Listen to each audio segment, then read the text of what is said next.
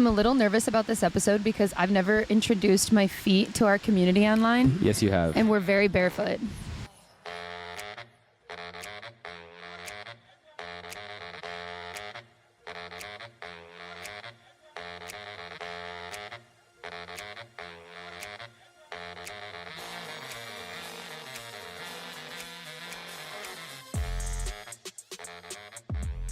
My name is Brittany. And I'm Alex. And you're in the editing castle. Well, kinda. We're on the beach. We're on the go! I've had this dream of doing outdoor podcasts for as long as I can remember, but we've never tried it, so truly we have no clue while we're recording this if the audio's even going to turn out. We're going to see what this sounds like later when we're back in the castle. We parked our booties like 100 feet from the beach.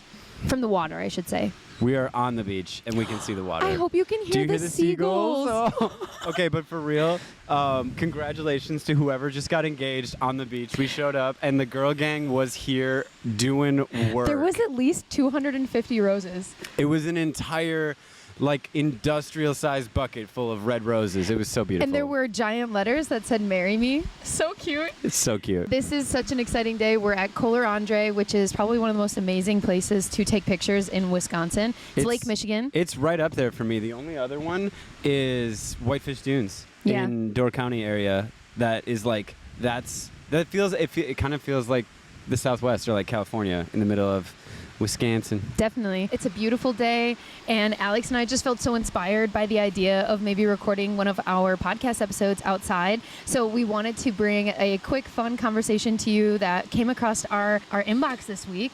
And we're just going to kind of chat through, see if you guys resonate with us. This is a good one. I'm so excited you're here. What are you editing today, Alex? What did you edit? Oh, man. Today was super fun. I was kind of jumping around a little bit, but the most time that I spent editing today was on a gallery from Maroon Bells, which is crazy because it already seems like that was so long ago, but it really wasn't. Coming up on 30 days ago, but life moves fast these days, guys. It sure does. What about you, Britt? What are you working on in your editing castle? Alex and I have been editing a marathon. I actually have so many different Reels ideas of things that I want to record, because I just am so inspired by this season of Dew. There's so much editing. There's so much creating. We are definitely operating at a high velocity, but it's really good. It makes you feel so creatively inspired because you're just creating every single day. And so today, editing, I was in Italy. I was in Mandello del Lario, Italy, and that was something that we did at the tail end of May. And it feels so good to finally be putting the final touches on such a magical gallery. I can't wait to share soon. Okay, we're doing this new thing, guys. This is it's a hard launch. I'm editing. What's up?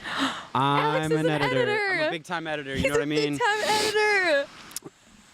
So that's pretty cool. So we're going through, and this was a monster gallery. When you have an opportunity to create with people that are down to create, and you have beautiful environment and amazing smiles and all the riz you can handle, you just go, and it's an absolute marathon. It was literally like 6 to 7 mini sessions throughout Italy, and I'm not mad about it at all. Like, it just took a long time to go through and get all of our favorites and edit them the way we want. And then Brittany is coming back through and doing a final check on all of the edits that I did, and which is really good because she actually went through and she made some big adjustments that just literally made things so much better.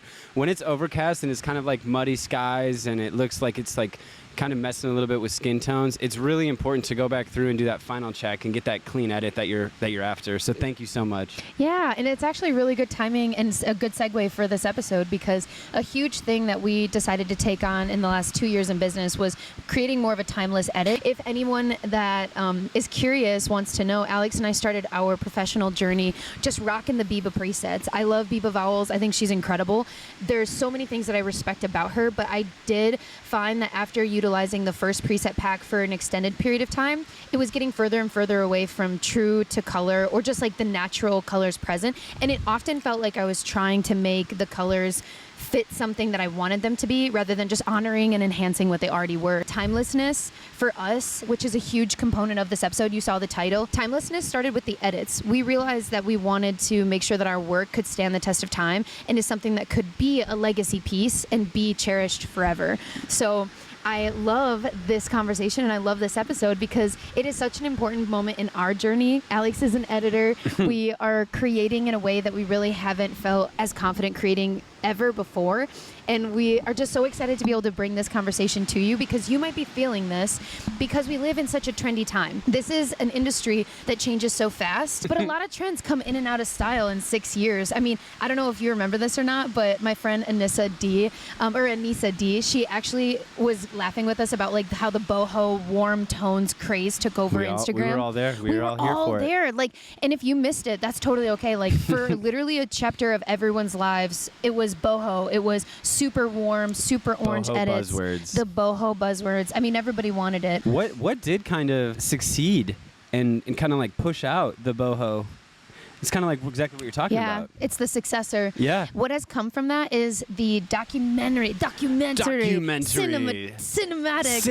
storyteller style. Looks like film. What's funny is I think it is inspired by nostalgic classic colors, but then the colors actually helped people to see that they also really loved like the vintage film look, which then brought them closer to like vintage movies, which then brought them closer to cinematography and movie stills. And there's so much to be said about learning more about composition by studying films, totally.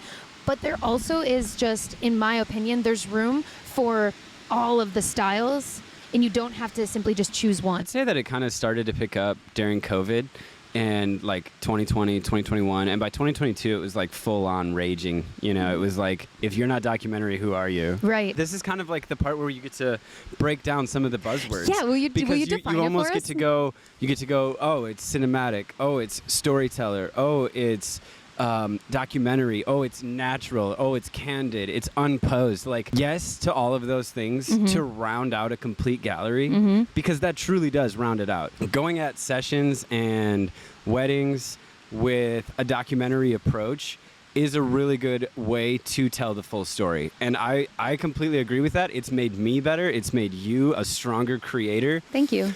But I think that it's not the full picture. No. I think you need to be a director at some moments. Actually, on wedding days, more than just some. Those moments that are unposed and natural and candid, that does tell a good part of the story. It's almost like it's a third-party POV. It's not going to give you the emotion of actually seeing expressions on people's faces. Oh, I'm glad you brought up expressions, because that's truly where I am the most disconnected from documentary. When I would look at some of these people whose work I admire because of the way that they can tell a story with composition, I often find myself just missing out on expressions and smiles and eyes. I know it's so cheesy, but I believe in the quote that's the eye is the window to the soul. Oh, yeah. And when you're a photographer or a videographer and you can have a client connect their soul with their content, it just feels like something so magical. And often we talk about like how we like to spark big joy. I think it's so special when you can show someone a photo of themselves fully smiling and feeling so much joy. It's not often that people can have that candid love and joy for a moment captured. I completely agree. And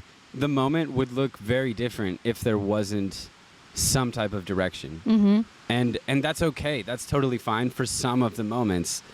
But you're going to miss a lot of the moments too that way. I agree. Tell us about how you define documentary, storyteller, and cinematic. They are super closely correlated. So it is tough to get an exact definite definition of each of them, but I'll give it a shot. Documentary, when I think of documentary, is natural and unposed moments, no direction, it's just whatever's happening is happening. So some of my favorite moments have happened this way. One that comes to my mind is Marissa and Ben's day in Burlington at Mercantile Hall. Yes. When we were going outside and we were doing some stuff with Marissa and Ben in the full bridal party. Yes. She actually saw her dad in a natural moment. The boys were stomping up the street as we were embarking on bride and groom portraits, and her dad got to see her for the first time. And it was not planned. No. It was completely candid. It was so real. And in that moment, it was take a step back. There's something big happening here. Just document it. So I would say that would be the way that I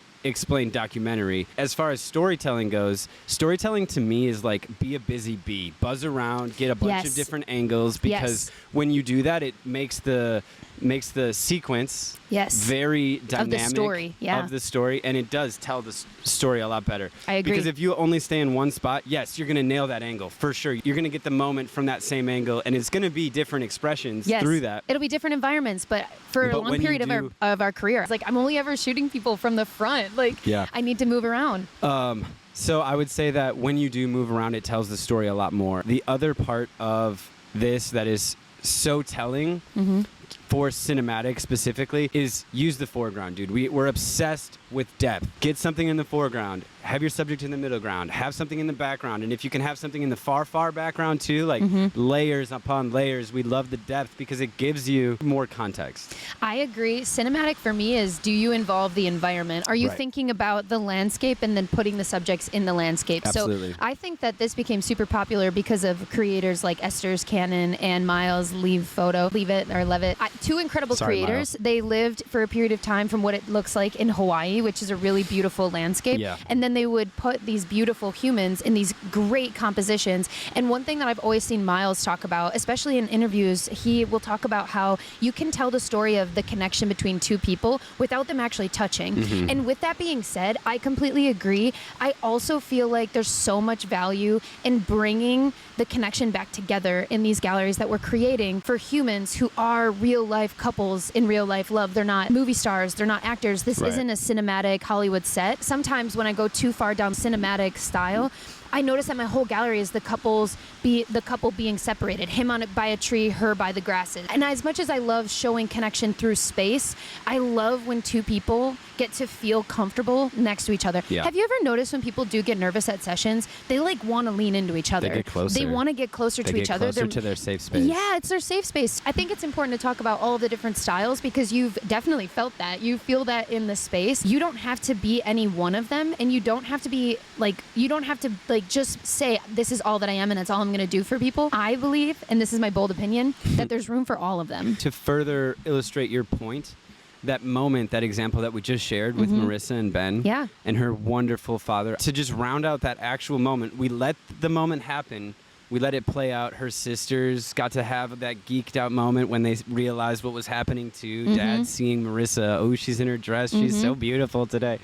And then after that moment happened, you just direct them and you get that really awesome, while the emotions are still very high from everything that happened naturally and candidly, you ask for that photo where they are looking right at the camera, or you ask them to just interact with each other in a way that does tell the story a little bit better than what they were naturally doing. That aspect that you can add in as the director, the grip and grin. When you add that in, it rounds everything out. It completes the full story and it closes the loops. You know what I mean? Like there's nothing left on the table. You've eaten it all. There's no crumbs. Like you literally got it, dude. Like, and then you move on to the next moment because wedding days happen so fast and we're on our way somewhere. So a lot of people call it like the refrigerator photo or the Christmas photo, the photo for grandma. Yes, exactly. There's so much value in still capturing one series in the gallery where people are locked in on the camera. Yeah. Because for two things, like first, this couple has paid for that camera. I mean, they paid for you too. Obviously, you're the artist behind the camera. Your camera takes great photos, whatever. But like,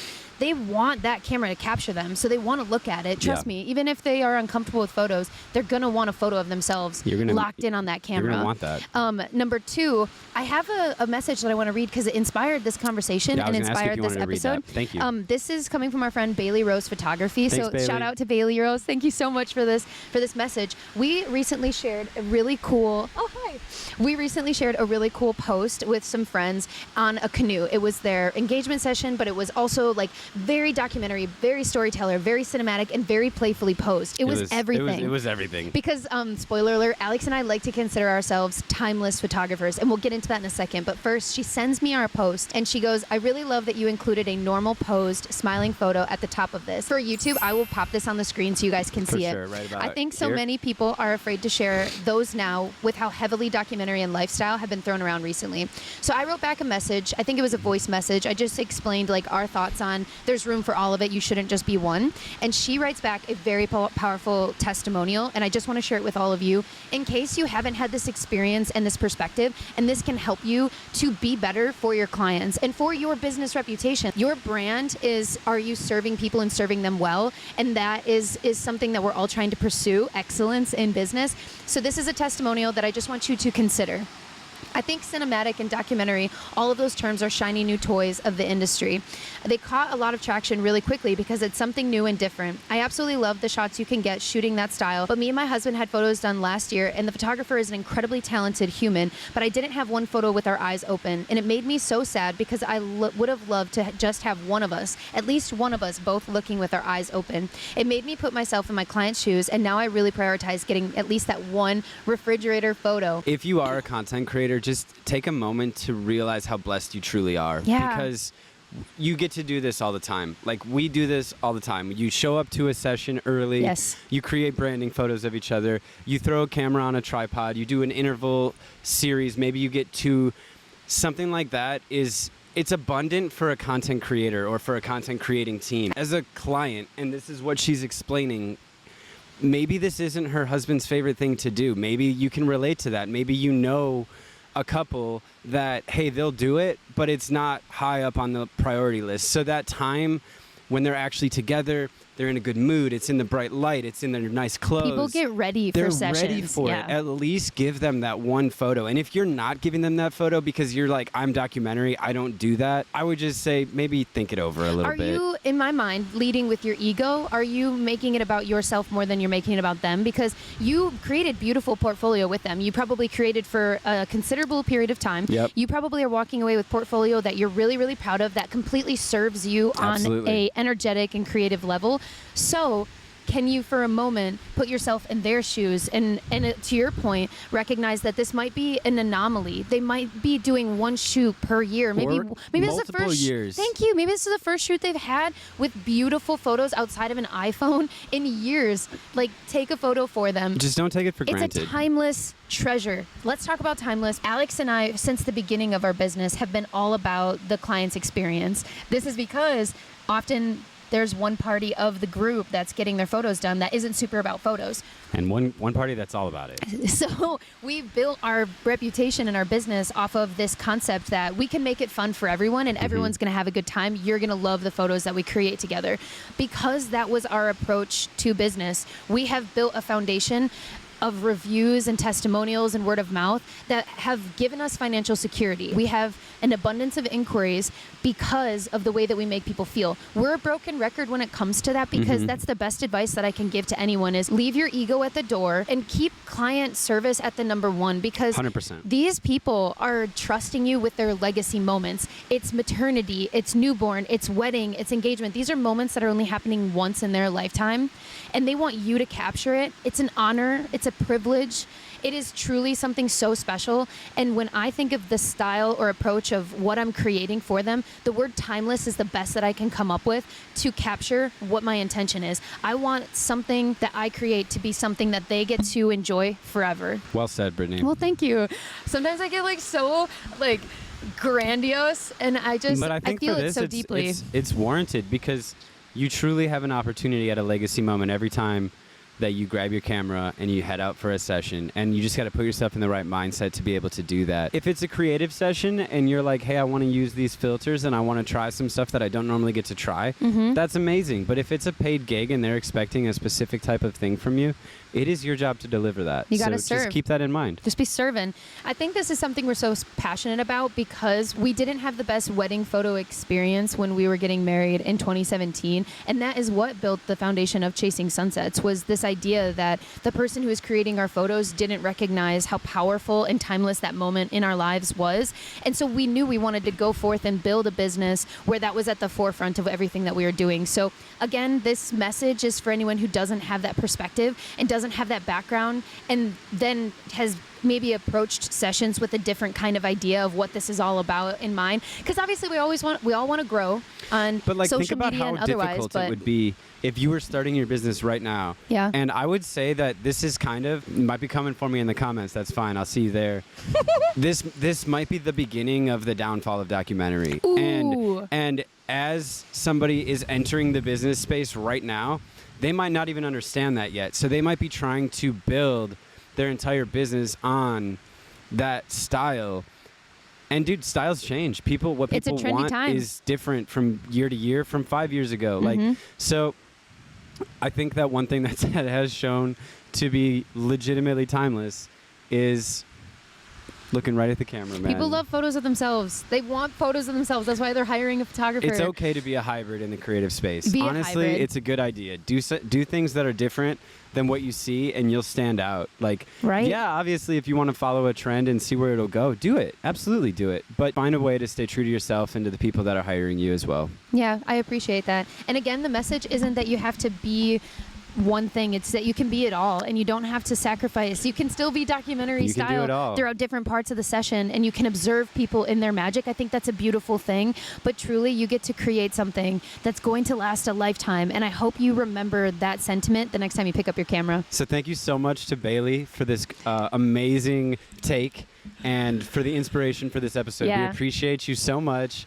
and we're so excited to watch and cheer you on along your journey. Yeah, and I just also want to say thank you so much to the community. All of the love that we've received about All the of the video love. podcast, Thank even though you. there were some mistakes and we've had to work through learning new equipment and doing all kinds of things. And For sure. there might even be audio complications with our little We'll see what outdoor happens. episode. But truly, Alex and I are just so grateful that we get to put these conversations in your ears. So hopefully it can help bring value to everything that you're building too. So if you are listening to the podcast And watching the podcast. thank you so much for Yes. being here. If you would like to hang out with us on Instagram, we are at Editing Castle Podcast. We also are at Chasing Sunsets LLC. Yep. That was our original our Bebe business. Baby business. She's growing up so fast. And then if you want to hang out with us on Facebook, we're building a fun community there as well. Editing Castle Podcast Community. Yep. Yay. And And then then if you want to send us a story time, there's an email, Alex. What's the email? editingcastlepodcast@gmail.com. At Jamal. Jamal. At Jamal. At Kamal. At Gamal. And yeah, with that, we're so happy you stopped by. And you're always welcome back We'll see you next time. in the editing castle. Our first outdoor episode. Yay! Yay, yay, yay!